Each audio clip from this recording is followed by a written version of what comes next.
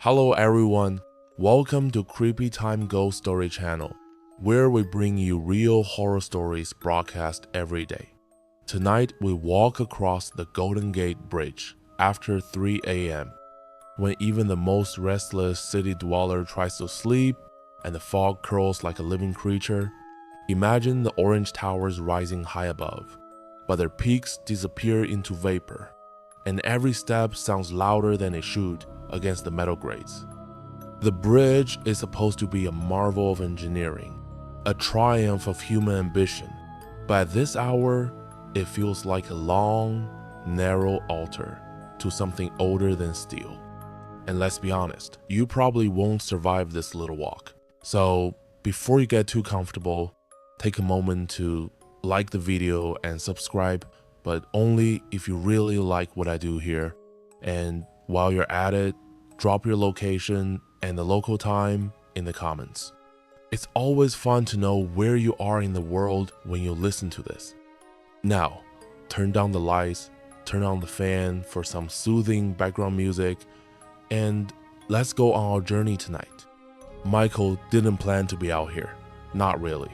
He told himself it was just insomnia, just another restless night in San Francisco.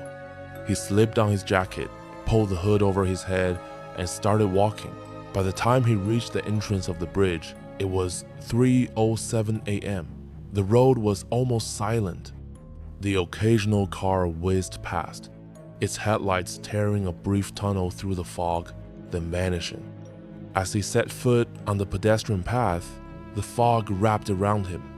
It had that salty, oceanic tongue, but it also carried something bitter, like rust.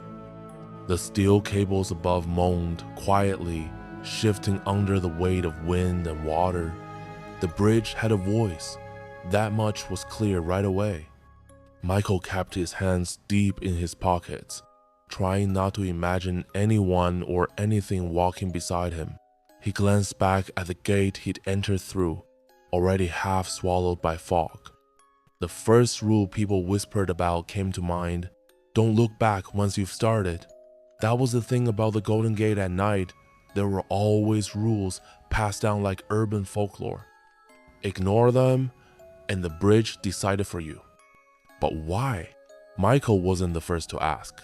Some claim the rules dated back to the very opening day in 1937, when thousands of people flooded across the bridge in celebration.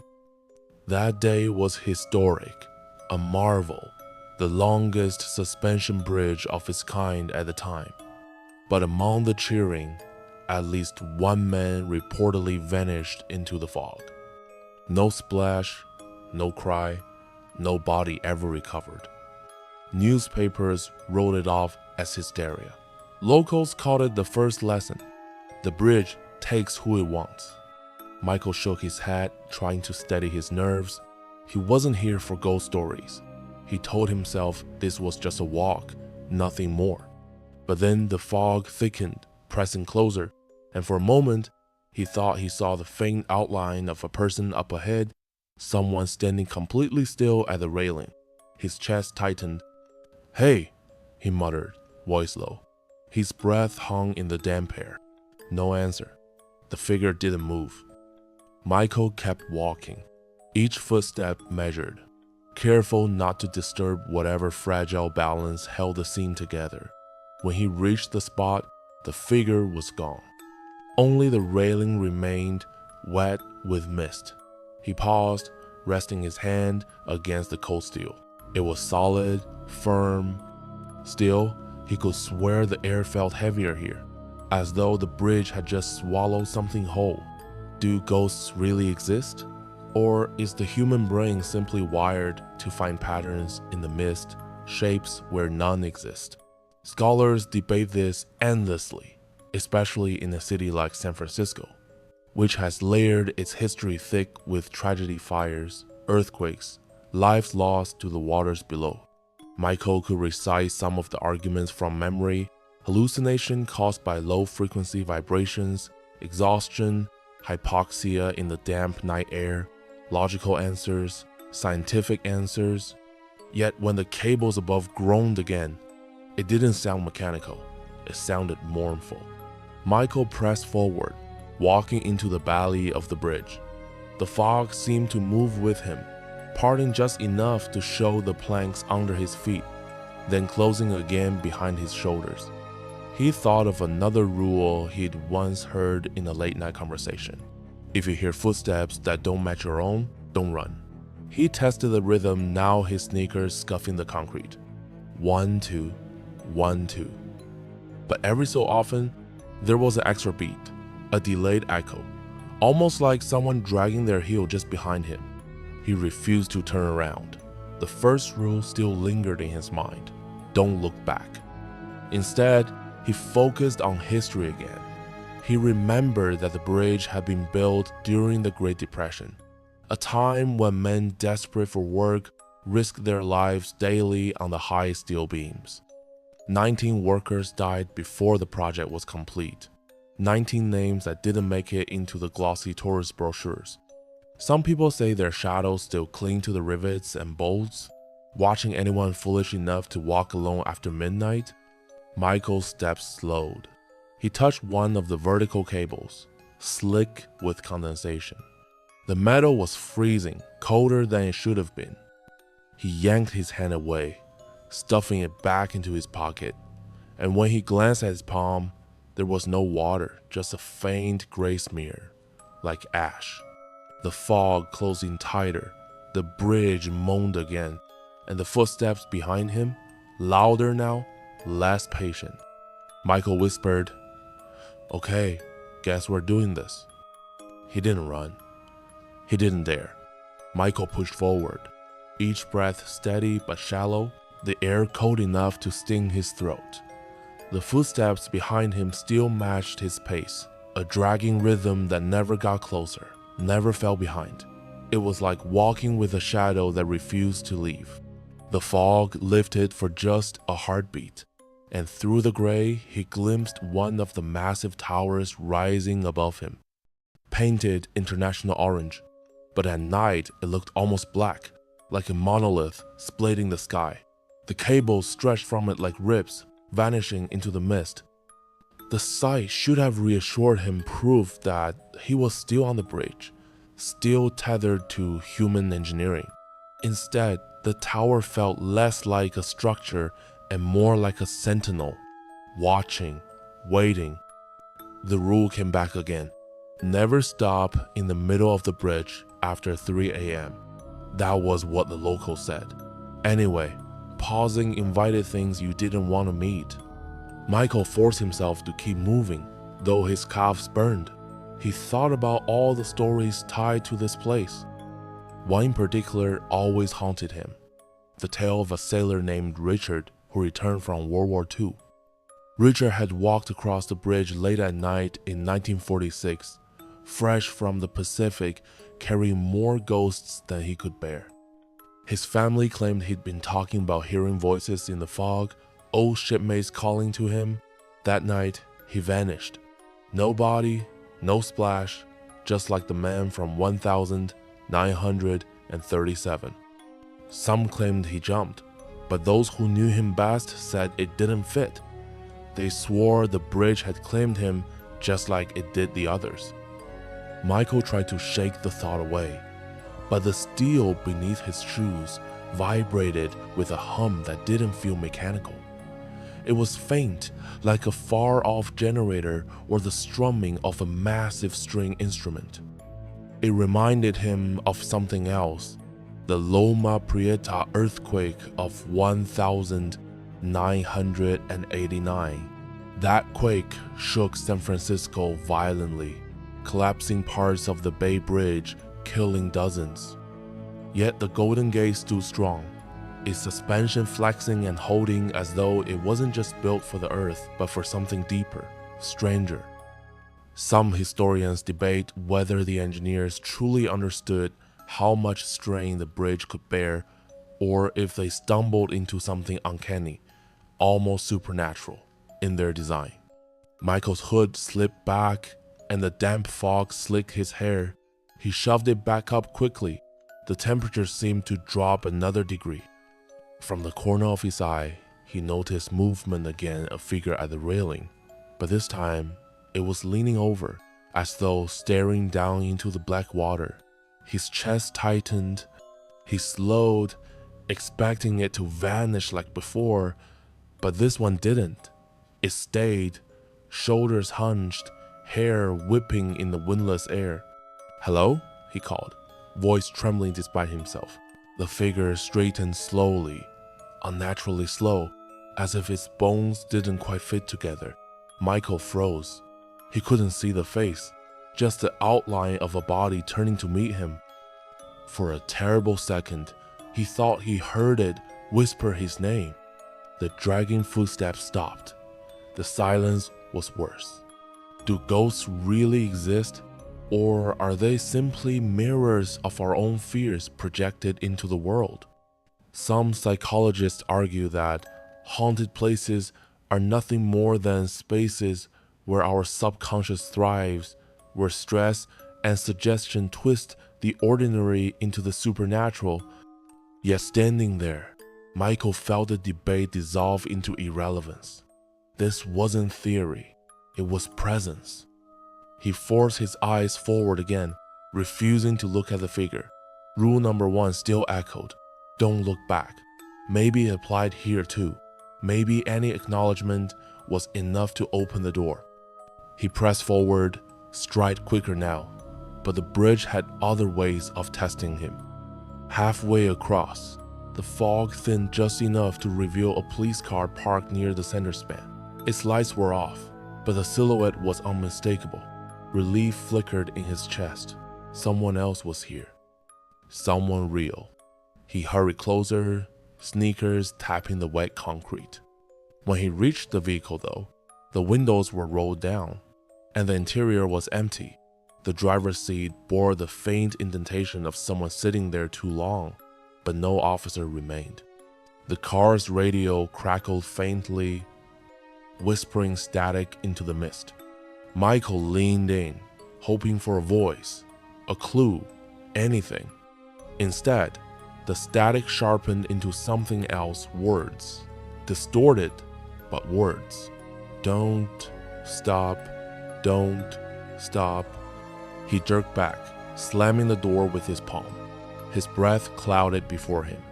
That was another true story he heard once about an officer who patrolled the bridge in the 1972nd and never checked back in. His cruiser was found abandoned, radio hissing, lights off. The official report listed him as missing, presumed dead. But those who lived near the Presidio swore his car would sometimes appear in the fog on certain nights, empty, waiting. Michael hurried on, heart hammering, but the sound of dragging footsteps returned. He glanced down, realizing his shoelace had come loose. Instinct told him to stop, to tie it before he tripped. But instinct was at war with the rule: never stop in the middle of the bridge after 3 a.m. So he kept going, laces whipping, every step threatening a stumble. It was better than what might happen if he paused. He remembered faintly the story of a woman named Teresa who had been spotted pacing the bridge in 1955. Witnesses claimed she walked for hours, never stopping, never resting. Some said she was waiting for someone to walk beside her, others that she was walking away from something only she could see. She disappeared that night, her shoes found neatly placed near the North Tower.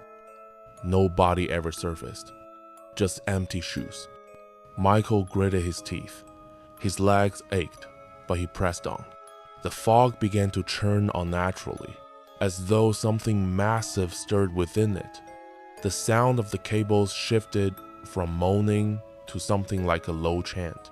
His shoelace snagged on the concrete seam, nearly tripping him, and in that instant, he thought he heard footsteps sprinting toward him from behind. He didn't dare look. He just ran. Michael's sprint wasn't graceful. His lungs burned, his legs screamed, but the fear driving him was stronger than exhaustion. Each slap of his shoes against the concrete echoed in the stillness, a drumbeat announcing his panic to whatever lingered in the fog. And then, just as suddenly as the chase began, he stopped hearing the pursuing footsteps. Only the hum of the bridge remained low and steady, like something vast breathing beneath him. The silence pressed in, heavy and unnatural. He slowed his run, chest heaving, and dared to glance sideways. The railing loomed out of the mist, slick with condensation. For a moment, he imagined what would happen if he leaned over what waited in the black water below. Would it be just a tide or something else? Something that had been calling to him since the first step? The stories came back unbidden. There was the tale of George Campini, a maintenance worker in the late 1962nd. His crew swore he vanished mid-shift, right near the central span. His tools were left in a neat line, still warm from use. Some claimed to have heard him shouting in the fog afterward, even though his body was never found. One worker said George's voice echoed not from the water below, but from the steel of the bridge itself, as if the structure had swallowed him whole. Michael forced his gaze forward. The south tower was beginning to emerge, a massive dark silhouette rising from the fog, like the spine of some colossal creature. Relief mingled with dread. If he reached it, he'd be halfway across. But halfway meant he'd also be at the deepest part, the span most people avoided after dark. He pulled his hood tighter, clutching it around his face. The air seemed thicker here, damp and buzzing with a static charge that prickled against his skin. Then he saw it. A man, hunched over, sitting on the railing. His back was to Michael, shoulders rounded, hands dangling at his sides. The figure swayed slightly, like a pendulum, as though deciding whether to fall. Michael's heart clenched. He knew the story this mirrored too well the phantom jumper. For decades, countless reports described a man balanced on the edge of the bridge, visible only in the deepest fog. When passers-by rushed forward to stop him, he always leapt, but no splash ever followed, no body ever surfaced, and the police, when called, found nothing at the scene. Michael slowed, torn between approaching and fleeing. The rulebook of urban legends screamed at him, "Do not interact, do not interfere." But then, the figure's head turned slightly, not all the way, just enough to suggest awareness. Michael froze. His pulse thudded in his ears. The man's neck bent at an unnatural angle, too sharp, too deliberate. And then it happened. The man spoke. His voice was gravel and mist, carried more by vibration than by air. "You're late." Michael staggered back, nearly tripping on his untied lace. He wanted to run, but his muscles locked, rooted by a terror deeper than instinct. The figure turned further now, and Michael caught a glimpse of his profile. Hollow eyes, skin gray, damp, sagging as though waterlogged. A face not meant for the living. Michael stumbled backward, whispering to himself, "Don't look back, don't look back." The figure leaned toward him, teetering, and with a motion that was both fall and leap, it vanished into the fog below. Michael expected a splash. Instead, the steel beneath his feet shuddered. The bridge groaned, deep and resonant, like something enormous had struck it from below. His heart pounded. Was that just the wind? Or had the legend been right all along? Psychologists say the Golden Gate's reputation feeds itself. Every story reinforces the next, every tragedy breathing another ghost tale. Human minds, vulnerable in the fog, filling the blanks with horror. But as Michael stood on the trembling span, staring into mist that swallowed men whole, he felt certain some rules exist because something made them necessary. He tightened his fists, forcing his legs to move. He had to keep going. But as he turned back to the path ahead, he realized something chilling. The South Tower was gone. The fog had rearranged itself. The road no longer stretched forward, but curved into an unfamiliar geometry, like the bridge had shifted while he wasn't looking. The steel cables above twisted, leading into darkness that wasn't supposed to exist. Michael whispered aloud, voice breaking. "This isn't the bridge anymore." Michael's breath hitched as he squinted into the fog. The Golden Gate Bridge was supposed to be straight, symmetrical, predictable, but the path before him bent in a way that bridges did not bend. The asphalt seemed to slope downward, as though guiding him into a tunnel instead of across open air. The cables above, once taut lines slicing into the sky, sagged and spiraled like strands of rope left in water too long. They creaked against one another, an aching metallic moan that sent vibrations through the soles of his shoes. He muttered under his breath, "Bridges don't do this. Bridges don't." The silence afterward pressed heavy, and it was broken only when a faint, rhythmic tapping echoed ahead. Metal against metal, patient and deliberate, like someone dragging a cane or a pipe along the railing. Michael forced himself forward. Each step landed too loud. His sneakers squeaked against damp pavement. The tapping grew clearer, matching his pace, but always a few yards ahead. And then he remembered another story, one passed quietly between San Francisco locals.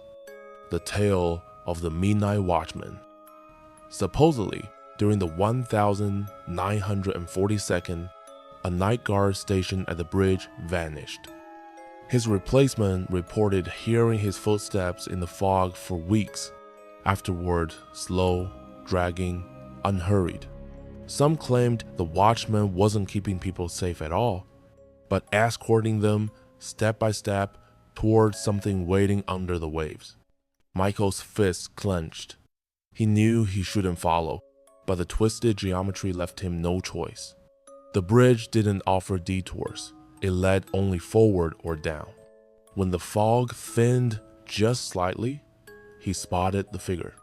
A man in a heavy, outdated uniform, thick coat, brass buttons dulled with age. His cap sat low over his brow, shadowing his face. One hand dragged a long iron rod along the railing, the source of the tapping. Michael froze. He could turn back, maybe retrace his steps. But when he glanced behind, the path had already closed in with fog. The cables warped into impossible knots. Forward was the only way. The watchman slowed as though sensing hesitation. He tilted his head, not enough to reveal his face, but enough to acknowledge Michael's presence. Then he raised his free hand and pointed downward toward the water, invisible beneath the mist. Michael shook his head fiercely.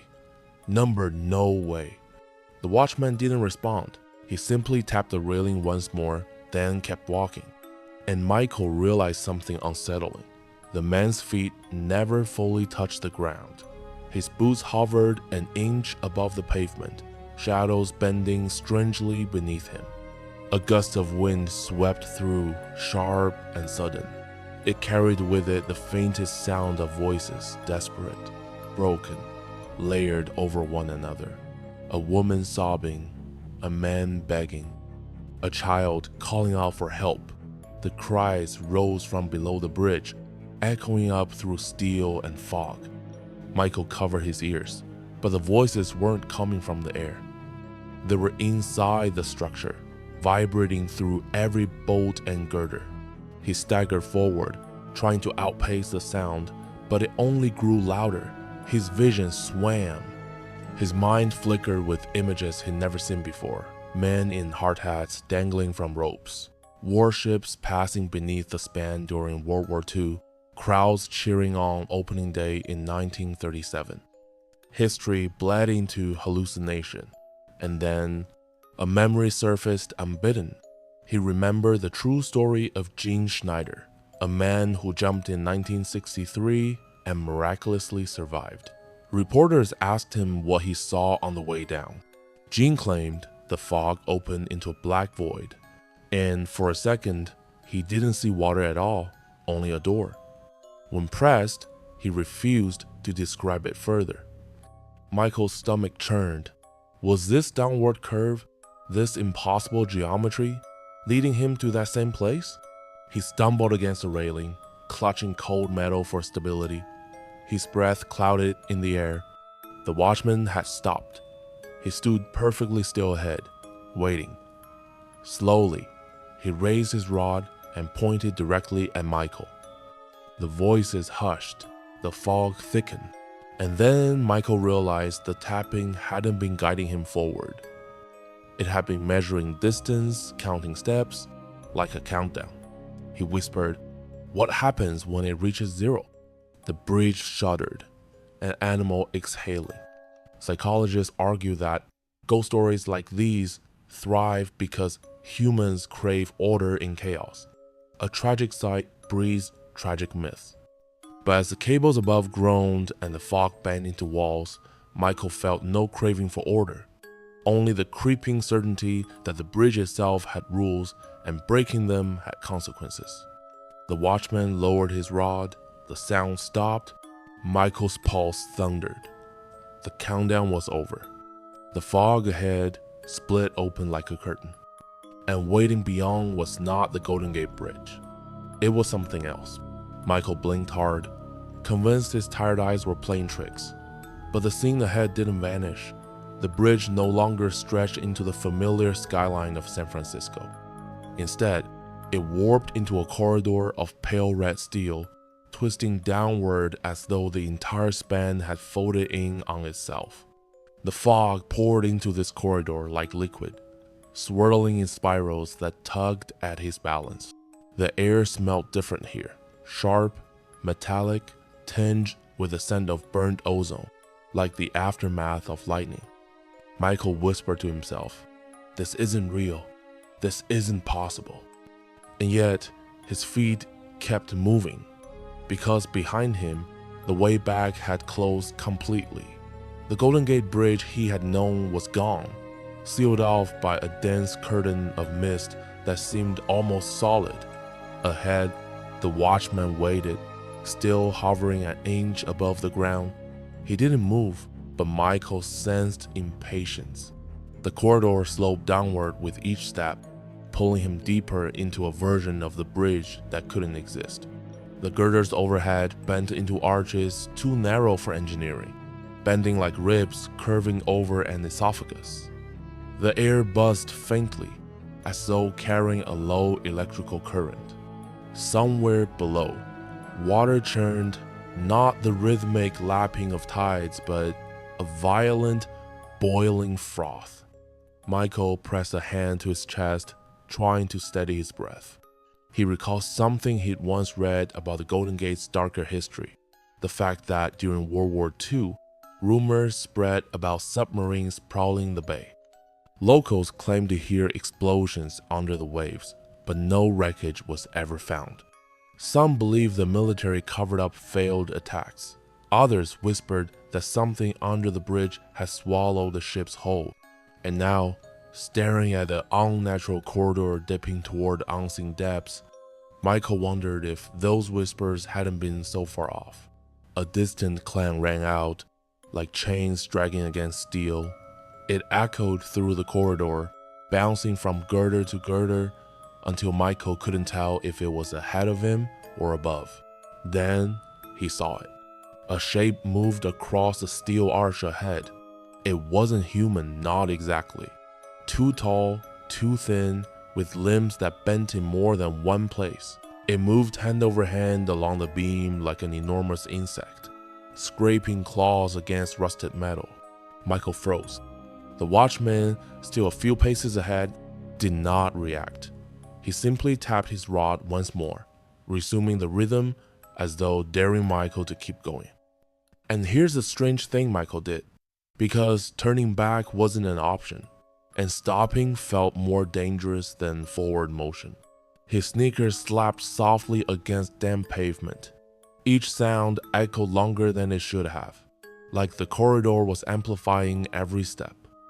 The insect-like figure swung downward, landing briefly on the path before sculling into the fog again. The ground beneath Michael vibrated from its weight. His heart raced. He thought of another story, one from 1982, when a maintenance worker reported seeing a cable crawler during a late-night shift. He described a silhouette clinging upside down to the underside of the bridge, moving faster than any man could. When colleagues laughed, he quit his job the next day. Michael swallowed hard. That story had always seemed like a metaphor. Burnout, hallucinations, fatigue. But what if it wasn't? The watchman's tapping drew him closer, step by step, and then the voices began again. They rose from below like steam overlapping, desperate. Men screaming, women pleading, children wailing. This time, the words were clear. Michael could almost make them out. Help. Please. Don't. Each plea knotted itself into his chest, dragging him toward the railing. Michael fought the urge. He gripped his temples, muttering, "It's not real. It's not real." But then he remembered the documented case of a woman named Sarah Johnson in 1951. She had been walking across the bridge with her sister when she claimed to hear her mother's voice calling her name from the water below. Sarah stopped, leaned over the rail, and fell. Witnesses swore they heard her scream, "I'm coming, Mama," before she vanished. Michael staggered. That story had always been told with a shrug, just another tragedy among thousands. But here, in this warped corridor, he felt its weight. The watchman paused again. He didn't point this time. He only tilted his head, as though waiting for Michael to choose forward or down. Michael's throat tightened. He shouted hoarsely, "I'm not going down there." The fog responded. It pulsed, almost like breath. The walls of the corridor seemed to draw closer, and the insect thing reappeared, crawling along the arch directly above him. Its joints cracked loudly as it unfolded two long arms. Drops of black liquid fell from its claws, sizzling against the steel below. Michael staggered backward, his heel catching against uneven pavement. Do ghosts really exist? The thought slammed into his brain uninvited. Or is it worse than that? Are there things here that aren't ghosts at all? He didn't want to know the answer. The watchman raised his rod once more, striking it firmly against the railing. The sound ran out, deafening in the silence that followed. The insect thing halted. It twitched once, then crawled away into the mist, vanishing like smoke. Michael gasped, every muscle trembling. The watchman turned his head, and for the first time, Michael caught a glimpse of his face beneath the cap. It wasn't decayed. It wasn't monstrous. It was tired, old, lined with exhaustion, eyes heavy as though he hadn't rested in decades. Michael realized the watchman wasn't just a guide. He was a prisoner too. And if Michael wasn't careful, he'd join him. The watchman resumed walking. Michael followed, though every nerve screamed for him to turn around. His breath fogged the air in ragged bursts, and the steel underfoot thrummed faintly, as if the bridge itself were alive. The descent ended abruptly. The corridor widened into a cavernous hollow beneath the central span. Michael had never seen this place before, not even in photographs of the Golden Gate's underbelly. The beams crisscrossed at impossible angles, forming a lattice that felt less like architecture and more like a ribcage. Hanging from those beams were ropes. No, not ropes. Chains. And from the chains dangled objects swaying gently in the mist. Michael squinted, then recoiled. They weren't objects. They were lanterns. Dozens of lanterns, each one burning with a weak orange flame. The light revealed faces flickering in the glass faces of men and women, some young, some ancient, all trapped in the frozen expression of shock or grief. They opened and closed their mouths silently, as though still trying to speak. Michael's stomach churned. He thought of the countless people who had leapt from the Golden Gate.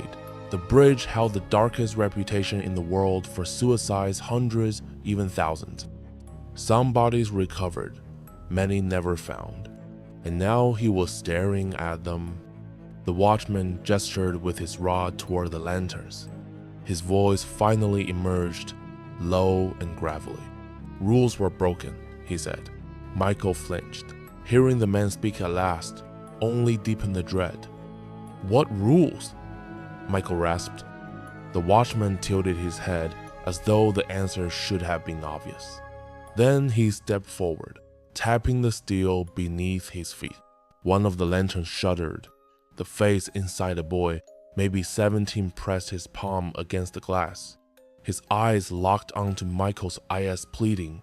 The flame flickered violently before stabilizing again. Michael staggered back. He remembered a story he'd once overheard from a historian giving a lecture on the bridge's darker side. In 1965, a teenager named Daniel McCarthy had jumped, but when rescue divers searched, no body was ever found. Some witnesses swore they saw lights in the water the night he vanished. Most dismissed it. But now Michael wondered, had Daniel become one of these lanterns? The chains clinked softly, as though stirred by wind, though the air was still. Michael's heart hammered against his ribs. He thought again of history, this time, the 1937 construction of the bridge. During its building, 19 men famously survived falls thanks to a safety net beneath the span. They called themselves the Halfway to Hell Club. It was a celebrated tale of resilience. Yet 11 workers still died, falling past the net into the bay. Their names were rarely spoken. And now, as Michael counted the lanterns swaying overhead, he wondered if their souls had been suspended here, not free to rest. Something moved among the chains. A shadow slid along the lattice, tall and crooked. Michael tensed, expecting the insect thing again. But this one was different. It was a man, or had once been. His body stretched unnaturally long, joints bending at wrong angles. His face flickered between human features and blank steel, as though he were fused with the bridge itself. His eyes glowed faintly, matching the lantern flames. The watchman lowered his head almost like a bow. Michael realized this was not just another creature. This was someone important. The figure spoke, voice reverberating through the metal beams. No one crosses without leaving something behind. Michael swallowed hard. What does that mean? The figure leaned closer, his head tilting. The bridge takes its toll. It always has. Flesh, memory, or soul, it doesn't matter. To walk its spine at night is to bargain. Michael's legs trembled. He had nothing to offer. Nothing he was willing to lose. The watchman tapped his rod again, and the lanterns swayed in unison. Their flames dimmed, plunging the chamber into eerie semi-darkness. A true story pierced Michael's memory, something he'd read in a newspaper archive. In 1993, a man claimed he'd driven across the Golden Gate at 3 a.m. but couldn't recall the journey afterward. Hours of memory gone, as if erased. His car was found on the other side, but he insisted he'd blacked out mid-span. Doctors diagnosed dissociation. Yet here, listening to the long-body figure, Michael thought maybe the bridge had taken its toll, memory instead of life. The thought chilled him. What would it demand from him? Chains rattled above as if mocking his hesitation. The lanterns whispered faintly now, syllables brushing against his ears, names, places, years. Some he recognized from history, others unfamiliar. All of them people who had vanished into the bridge's shadow. Michael whispered, "Do ghosts really exist? Or are these something else? Something caught between physics and myth?" The figure didn't answer. He only extended one grotesquely long hand, palm up, waiting. Michael's chest tightened. He didn't know what to give. Then he remembered. In his jacket pocket, he carried a photograph creases worn into the edges from years of folding. His father, smiling faintly, standing beside a fishing boat on a foggy morning. His father had disappeared years ago. swallowed by the ocean without explanation. Michael had kept the photo ever since, the only piece of him left. Hands shaking, Michael pulled it out. The long-bodied figure's eyes flared brighter. He bent forward, fingers curling around the photo, and when he touched it, the paper dissolved into ash. Michael's breath caught in his throat. The loss stung deeper than expected, leaving a hollow ache. The figure's voice rumbled again. "You may continue." The lantern flames brightened. The chains groaned. A narrow stairway unfolded from the steel, leading upward into the fog. Michael's knees nearly buckled. He realized he just bargained with the bridge and won, at least for now. But the cost was permanent. As he followed the watchman toward the stair, he swore he heard his father's voice whisper faintly through the mist. Just one word. "Why?" Michael didn't answer. He couldn't. The stairway wound upward in sharp, uneven turns. Each step groaned beneath Michael's weight, but he didn't dare pause. The watchman climbed ahead, his silhouette rigid against the faint glow of lanterns below. Halfway up, the fog thickened again, so dense it felt solid, pressing against Michael's chest. His vision narrowed to just the watchman's dark outline and the rail under his hand. The steel was slick with condensation, or was it sweat from his own palm? He couldn't tell anymore. As they ascended, Michael realized the fog wasn't natural. It whispered. At first, he thought it was the echo of his own labored breath. But then the words sharpened. Don't look down. Don't stop moving. Don't ask questions you cannot bear answers to. Each phrase came from a different voice, layered together. Some sounded old, cracked with age. Others were young, trembling. Michael's stomach tightened. Were these the voices from the lanterns? Or worse, were they the voices of those who never even reached them? The stair ended at a platform. Here, the fog parted slightly, revealing the underbelly of the bridge's center span. Michael had crossed above this very spot hundreds of times as driver, never suspecting anything lurked beneath. Now, standing here, he realized this chamber felt alive, like he had stepped inside the throat of something vast and breathing. The watchman stopped. He raised his rod and tapped the platform once. The sound didn't echo. Instead, it sank into the metal like water, soaking into sand. And then the steel floor rippled. Michael stumbled back as waves coursed across the platform, the iron twisting like liquid mercury. Shapes rose from its faces, torsos, skeletal outlines, all formed from molten metal. They writhed silently, reaching upward before collapsing back into the surface. Michael gagged, bile burning his throat. The watchman finally turned, his face still obscured by that leather mask. His voice carried no malice, only fact. The bridge remembers everyone. Michael's voice cracked. Why show me this? The watchman tilted his head, as though considering whether to respond. Finally, he said, because you are not meant to be here. The words froze Michael's blood. He wanted to shout, then why bring me here at all? But his throat closed before the sound could escape. The platform began to tremble. At the far end, something was emerging. A door, forming directly out of the fog. Its frame was made of the same molten steel, hardening as it took shape. Beyond it was darkness so complete it made the night around him seem bright. Michael didn't want to step closer, but his feet moved anyway. The bridge was pulling him, urging him to cross another threshold. And then, a scream shattered the silence. It wasn't human. It was higher, sharper, like tearing metal and shattering glass at once. The fog convulsed. The watchman turned abruptly, his rod raised, his posture suddenly defensive. From the shadows behind the lanterns, something surged forward. Michael's breath stopped. It was the insect thing again, but larger now. its form more complete. Its body glistened with oily black plates, 6 legs scraping sparks against the steel. Its face was a shifting mass of mandibles and human jaws, as though hundreds of mouths were trapped inside it.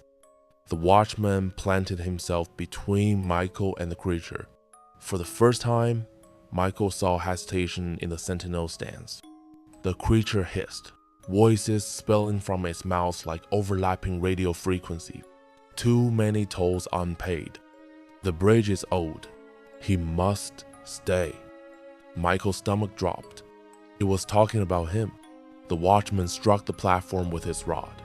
The lanterns blazed brighter, their flames twisting into sharp beams of light. The insect thing recoiled, shrieking, but did not retreat.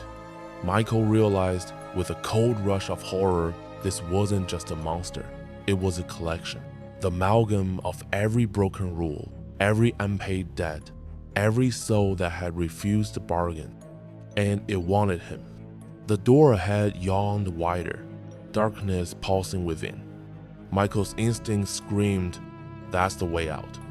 But the insect thing lunged. The watchman slammed his rod down again.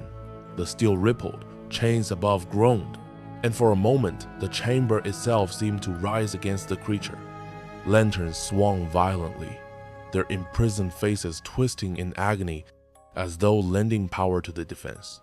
Michael staggered backward, caught between terror and awe. The watchman's voice rang out, louder than the shrieking, sharper than the whispers. "Run!" Michael didn't need to be told twice. He bolted toward the door, fog clawing at his face, his heart battering against his ribs. Behind him, metal screamed against metal as the watchman and the insect thing collided. The platform shook violently, chains snapping, lanterns shattering in bursts of orange fire. Voices erupted all at once, a tidal wave of names and cries. Michael reached the door. Without hesitation, he threw himself into the dark. The world folded in on itself. Michael's body slammed through the darkness as though it were water. He fell forward, skidding across solid ground, his lungs seized, then dragged in air so sharp and cold it stabbed his chest. When he looked up, the fog was gone.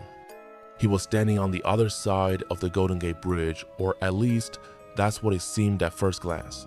The towers loomed above him, but their steel was pale and skeletal, as though bleached by centuries of exposure. The cables stretched upward into nothing, vanishing into a sky where no stars shone. This wasn't San Francisco. This was a mirror. Cars moved across the span, but silently, as if their engines had been muted. Their headlights glowed faintly but didn't pierce the gloom. Inside each car sat motionless figures, hands on the wheel, eyes forward, faces slack and gray. Michael's stomach twisted. He stepped back, but the door he had come through was gone. The bridge stretched behind him into infinite dark. No fog, no watchman, no insect thing, just the silence of an endless road. He whispered, "Where am I?" A voice answered, quiet but close. "You've crossed where most never dare." Michael spun around. A woman stood at the railing. She looked normal jeans, a hoodie, hair tied back in a careless bun. Her eyes, though, were strange, too sharp, like glass reflecting light that wasn't there. Michael stammered, "Who are you?" She didn't answer immediately. Instead, she gestured toward the silent cars. These are the ones who couldn't pay the toll. They drive forever, never arriving, never remembered.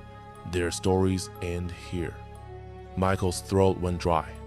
Why me? Why bring me here? The woman tilted her head, studying him as if he were a puzzle. Because you follow the rules, and because you ask questions no one else would. But the bridge doesn't forget curiosity. A shiver crawled down Michael's spine.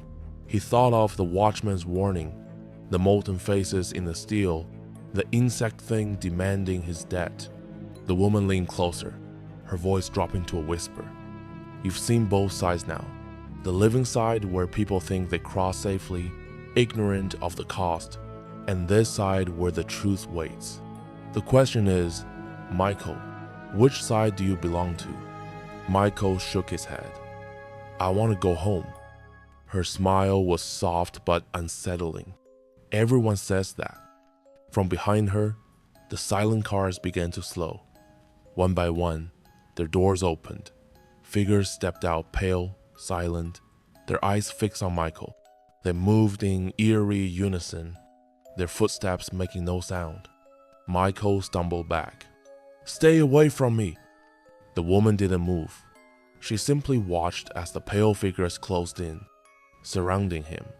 Their faces were blank, but their movements precise, as though they were being pulled by unseen strings.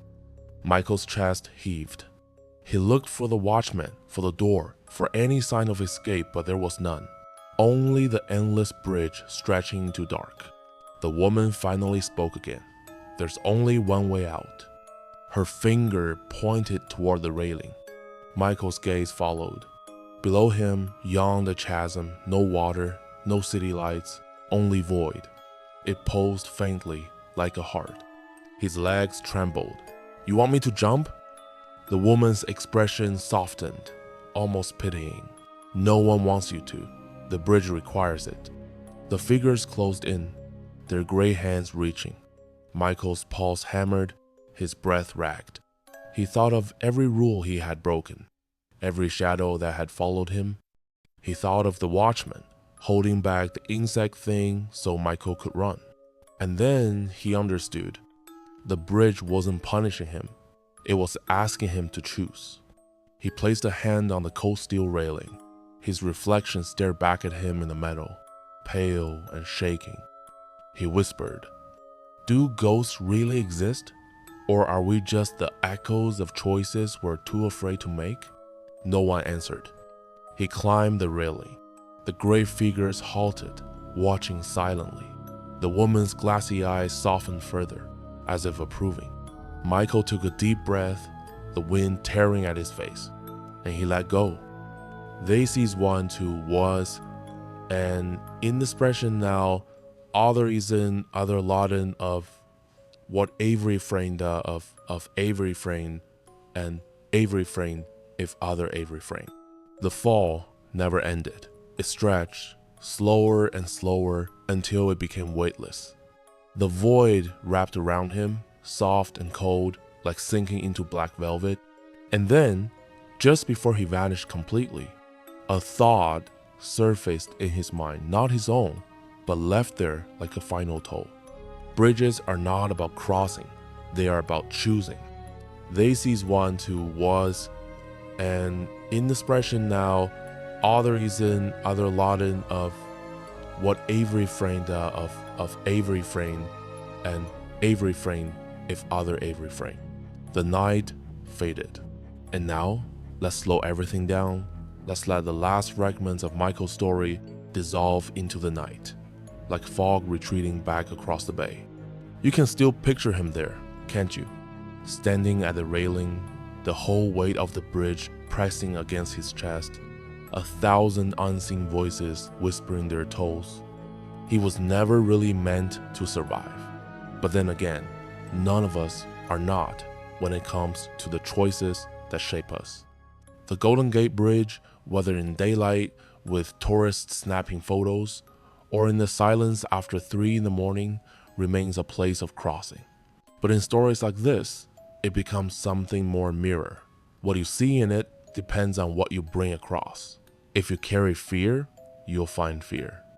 If you carry questions, you'll find answers you may not want. And if you carry nothing at all, well, maybe you'll end up like the silent drivers, looping forever in a journey without end. Do ghosts really exist? That's a debate we may never settle. But what about the ghosts of our choices, the decisions we make, the roads we take, the bridges we cross or avoid? Those stay with us. They follow. They whisper. They remind us that sometimes the scariest thing isn't the darkness around us, it's the reflection staring back from the steel. So as you drift off tonight, remember, every bridge in your life asks something of you, and whether you pay that toll or refuse it, the choice will echo. Good night. And remember, don't look outside at 3 a.m.